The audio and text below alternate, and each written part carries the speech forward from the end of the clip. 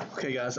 Today we're gonna look at pages 518 through. Let me see, 518 through 527 in your textbook, and we're gonna be covering a section of the Frederick Douglass autobiography, "My Bondage and My Freedom." My favorite part of it, actually. I've read this once. I read it when I first started here. Actually, it was the summer reading for the junior classes, which I didn't teach at the time, but the book was in the room and it was short. I don't think it was even 100 pages. And I'd heard about it, and I thought I'd give it a shot, and I loved it. It totally redefined how I felt about autobiographies. So let's start by talking about that. Autobiographies are basically just a regular biography done by the person whom the biography is about. So it'd be like if I wrote my own biography. And typically I've kind of mocked these things because it's like, who are you? Who do you think you're that important that people should know about you? And we read one earlier in the year when we looked at Benjamin Franklin and his autobiography. I mean, Benjamin Franklin had a really interesting life, did a lot of stuff. So I get it. Still a little bit cocky of a move to write that, in my opinion, but, he was an interesting guy. Now, Frederick Douglass, on the other hand, also a very interesting life. But the thing is that he has a bigger and a deeper message in his, I think, than Franklin did. And I think that's key. And so when we're looking at page 518, it doesn't only talk about autobiography, but it also talks about author's purpose. And it defines that as their person's reason for writing. Your book, let me read what your book says, and let me kind of add on that. It says Douglass's purpose was to show that through his own life that African Americans are as intelligent, capable, and feeling as whites. Okay, maybe that's a minor purpose. So honestly, Douglass is attacking the nature of slavery, the idea of it, and also he's doing something that I think is just so amazing, which is pointing to the fact that blacks aren't the only victims of slavery. And I don't mean that there's white slaves. What I'm talking about is that the people who were enslaving them were also victims of that ridiculous system, and while yes. And the slave owners didn't suffer the same or even close to as bad as the slaves, but they suffer in their own ways, and it's a tragedy for all involved, not just the slaves. I think that's neat, especially coming from a man who was a slave. So, amazing piece of writing. So let's get right into it, okay?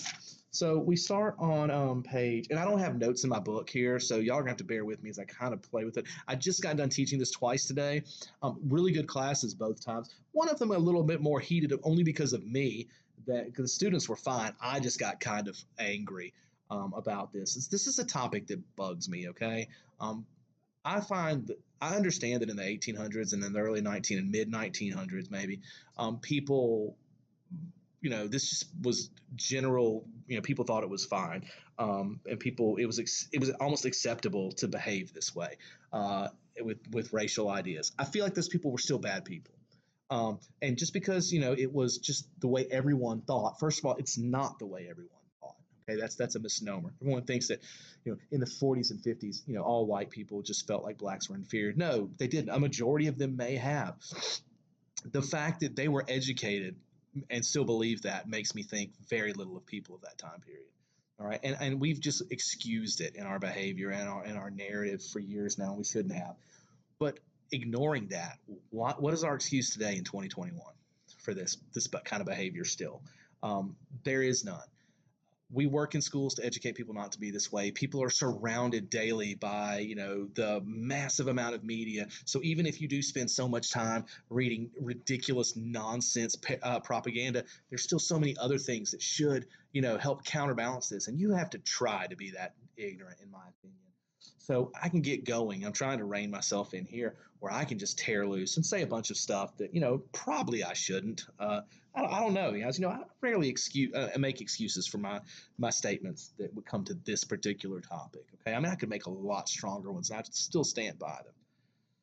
But let's look at what Frederick Douglass has to say, because I feel like he has a lot of room to say stuff. Okay, so first of all, the background section on 521 talks about the things he was fighting for, civil rights, and the role he played in trying to talk about desegregation in schools. He tried to talk about ending of job discrimination for African Americans, things like that we would see typically in the 1960s, but yet he was doing it back in the 1800s, 1860s, 1870s, 1880s. This man's fighting then. Let me see, when's this time period? Oh yeah, because he was born in 1817, so definitely 18. As soon as he was freed. So this man was fighting when, like as I jokingly said to the kids, he was doing it before it was cool. Okay? And this guy was fighting it before there was this big movement, and he did it very bravely, in my opinion. So I think a lot of this guy. He's a personal favorite of mine. I would say a personal hero, but I don't. I feel like I don't have the right to say that about this guy. I appreciate everything he did. I'm just, my ethnicity is different, things like that. I don't feel like I can quite, lay that claim to him. I don't feel like that's fair, but still think he's an amazing person, and I think the world of him. Okay, so when we start on this, he's kind of giving the background of being taught to read by his mistress. So Douglas was a slave from when he was a little kid. He's purchased by a family, and he's kind of growing up with them. I don't think either his parents were purchased or not. I don't have that background there. I've completely whiffed. But anyway, as he's growing up in this family, he the mistress there, Mrs. Auld, AULD, decides to teach him to read, which was a big no-no. Not allowed in that time period. There's lots of reasons. I explained in my classes why some of the reasons why this was really frowned upon. But anyway, she teaches him to read until her husband steps in and convinces her to quit. The assumption here is that he encouraged her through violence, is what I would say. But the problem is that once he's actually started learning to read, you can't unlearn that. So the door's already been opened. So at this point, while some of you might decide, oh well, I don't like reading anyway and give up, that wasn't the case here. This was something that was forbidden to him, and now he sees it as a key to a different life. Except, except he doesn't see it as that way yet. Okay, he realizes now I'm a slave no matter what I do, no matter how much I read, I'm still going to be a slave. So this is going to be a problem later. So one of the great things about this section is on page 522, he explains how his mistress had to be taught this behavior. And that's one of the things he revolves this first section around, is that racism is a learned behavior. It's not something that you're born thinking. It's developed through society teaching you it's okay, through your family teaching you it's okay, through, for us, the media teaching you it's okay. There's all these things that make people think that behaving like this is totally acceptable. And he points out how it's such a tragedy that she learned that. He says, and we're at the top of 522, that it was some necessary for her to have some training and some hardening in the exercise of the slaveholder's prerogative to make her equal to forgetting my human nature and character and to treating me as a thing destitute of a moral, of an intellectual nature. Because she had to be taught. She went from being this amazing, kind woman to being a hate-filled monster. He doesn't say that. I will. And he understands that had to be, the kindness had to be beaten out of her. And that by itself should tell you this isn't okay. All right. Okay. He says, it's easy to see that in entering upon the duties of slaveholders, some little experience is needed. Nature has done almost nothing to prepare men and women to be either slaves or slaveholders. And that's a great sentence. He points out that there's nothing in our nature that teaches us that has prepared us for being a slave. To have all of your freedom ripped away from you, to be treated as cattle. There's nothing that this God didn't put us on this earth to be that. Okay, but he says it also, and you're going to see he kind of puts these two roles together a lot in this little excerpt. So there's also nothing about that's trained us to be slaveholders. So the fact is that that's just not who we're not built to feel like I'm superior. This person can treat them this way. You have to be taught that. The amount of racism and just bigotry that permeates our culture right now is stuff that sadly enough a few years ago I thought we had slowly started to get better with, and it's come out of the woodwork, and that's learned behavior. It truly is.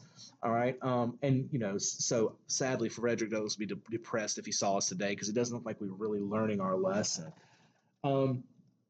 He points out that once upon a time, this woman was this amazingly kind woman who would give food and clothing to the needy and do all these great things for her.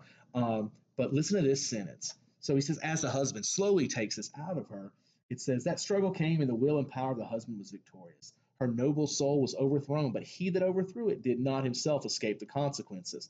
He, not less than the other parties, was injured in his domestic peace by the fall. He points out that by teaching her to hate, it isn't restrained just to the slaves or to African Americans. It spreads to her own family, where her hatred just seems to blossom. Guys, hate is a virus that multiplies and multiplies and multiplies, and good luck stopping it.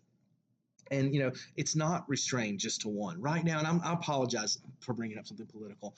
I know how contentious these days that sort of thing is, but I want to bring this up because it's such an important statement. All right, you look right now at what's happened with the Republican Party, with some of the Republican Party, where there was this like we hate the Democrats, and the Democrats felt the same way about the Republicans. This isn't me picking a side. Trust me, I dislike both. But so they all were throwing their weight behind. We love our president. We hate these people. They're the enemy. But then after the events that have occurred this week with the Capitol being assaulted and things like that, when you see a small percentage of these people breaking off now and saying, well, now we hate other Republicans who won't stand with us. So it's like, the group that you claim to be a part of, now you're breaking that down more. And we're going to see it in 4 years with the Democrats too, okay? Not in the same way, but the Democrats have two very, very distinct polar opposites in their party. You've got a really progressive group, and then you've got a really conservative group, and they're going to butt heads a lot. And people, and I've already seen, I have a lot of friends who feel like they're one of those two sides, and they hate the other one. So you eventually your hatred isn't reserved for the out group. It starts to spread to your group as well, and your groups can only get so small before you're by yourself. All right, Democrat or Republican, whatever other parties you want to throw in. And again, I apologize for using a political thing, but it is so relevant right now, and that's not an insult to either party.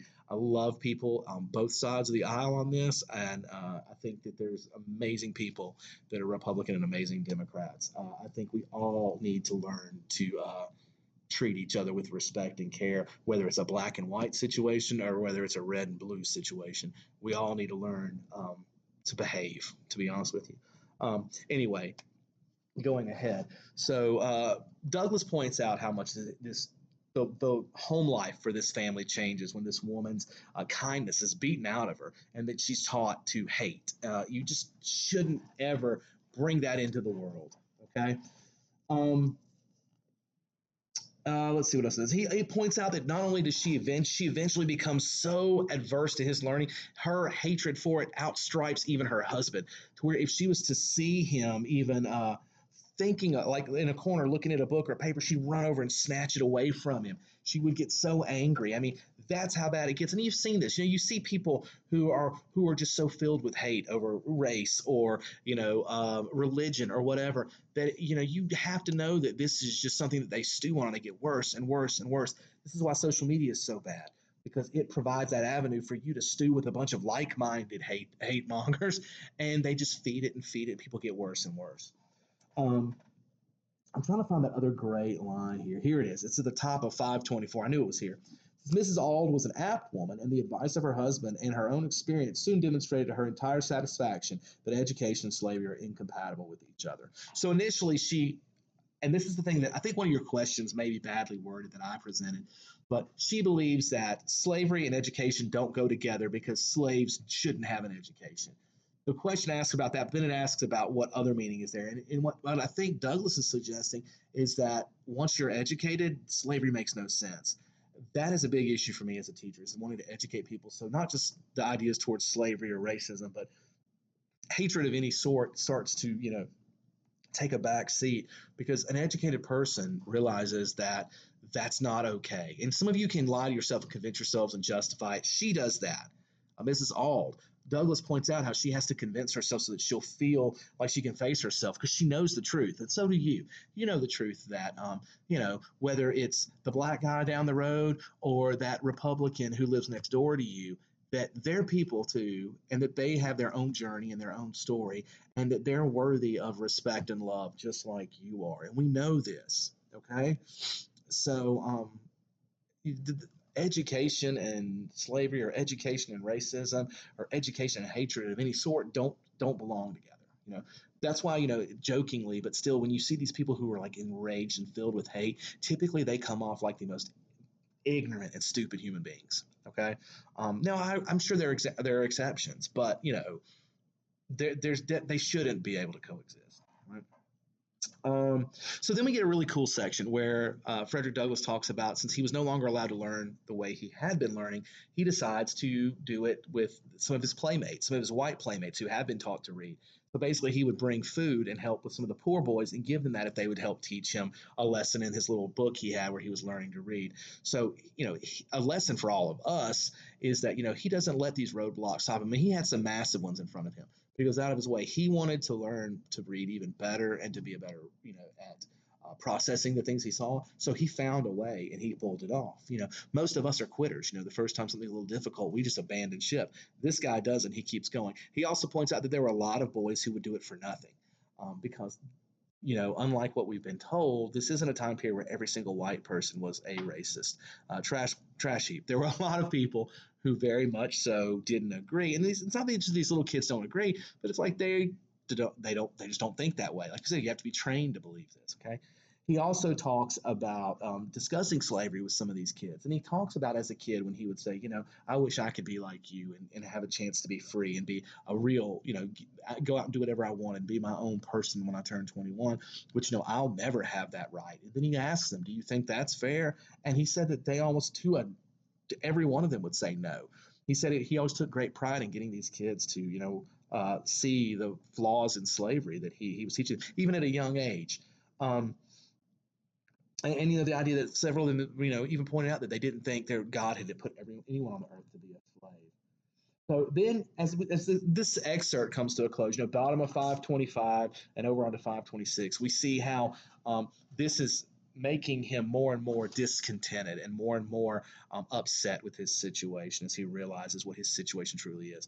And he really begins to suffer from, I would say depression at this point, because he realizes what else is out there and he realizes what he's never going to have. When we read Fahrenheit 451, I talked with you guys about, one of the things in that book that are important is we realize that ignorance is bliss, because once you're aware of a problem, have a duty to do something about it. You can ignore it, but you're always going to know it's there, and it's going to bother you, not all the time, but it's going to crop back up. So you now have a duty to either fix it or somehow convince yourself it's not a problem. And those are the two routes. Sadly, most of us today have decided to just convince ourselves things aren't a problem. There's no doubt there's poverty out there. There's no doubt there's people hurting, and most of us just choose to turn a blind eye and ignore it, because otherwise you have to face it. Here's the problem Douglas has. He can't do anything about it. Because of his role as a slave at this point, there's nothing he can do to change his situation.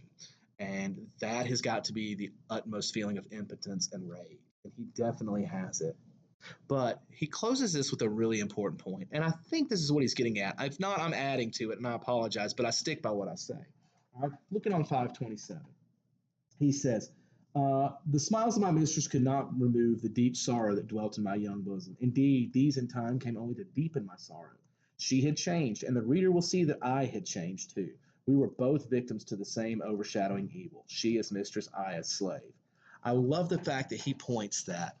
And by the way, I didn't talk about this before, but at this point, the woman, the mistress, becomes so tired of seeing him mopey and sad, she stoops to abusing him. And the fact that he says that, he doesn't, at no point in this does he really present her as this horrible human being. It's more like she's a victim just like he is. She's a victim of her husband and his belief, but she's also a victim of that society that, has convinced her that you don't have an option. You are required to do this. If they found out she was teaching him to read, she would have been her life could have been forfeit. So he points to everyone's a victim in this. Slavery doesn't have winners. It has just victims. And you know what? Today, racism is the same way. Racism, any kind of hatred, it just makes a bunch of people losers. It doesn't help anyone. You may think it does. At the end of the day, we're all victims of it. And I don't mean we're all racist. I mean, no matter, both sides of it. Whether you're the person being attacked or whether you're the attacker, you're both a victim at this point in different ways. One of you is definitely the bad guy and one's definitely not. But the fact is that there's both victims. We have to stop realizing it as one's pure good and one's pure evil, because, even the person who's, committing these awful acts is a victim of a deeper seated, societal evil, And like I say, it could be racism. I mean, it could be slavery like this, or it could be just as simple as, the hatred we see in our country right now. Instead of being angry, and this is something I have to try to teach, my peers, not just students. Is that instead of being angry about the other side, realize that that there's something that's made them this way.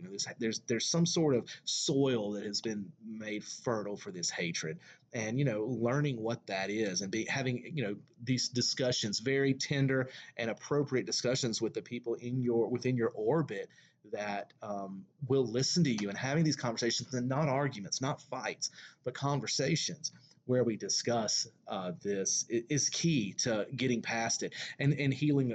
Whether it's from the 1800s, the scars of slavery, or whether it's from 5 days ago and the scars of what happened in the Capitol. So, education, guys, that's the key. I know I'm saying that because I'm a teacher, but I mean, there's no doubt I believe it. Well, all right, guys, that's going to get us through this. I kind of veered away and just kind of gave more of the moralization here instead of the actual discussion of the story, but that's what we did in class too. I mean, we did read it, and I'd like you to read it too. You can look at the beautiful way that he writes as a slave who was taught to read and write, and really overcome a lot to write like this, when most of us get 14, 15, 16 years of education and won't produce things like this. So, I mean, that's pretty awesome too. Well, all right, guys, this ends this week of work for me. Now, if you're watching this in a later year, then I'm using these again. It may be midweek, but for us this year, end of the week, first week back of second semester. Man, I hope you guys had a good one, and I'm looking forward to many more. So, all right, have a great weekend.